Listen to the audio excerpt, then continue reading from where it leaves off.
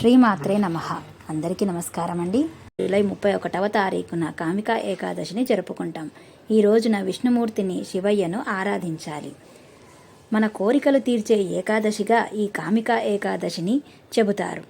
ఈ రోజున మనం కామికా ఏకాదశి వ్రత కథను విన్నా, చదివినా చాలా మంచిది. ఆ కథ ఏమిటో ఇప్పుడు మనం తెలుసుకుందాం. ఒక గ్రామంలో కోపిష్టి అయిన ఒక గ్రామాధికారి నివసించేవారు.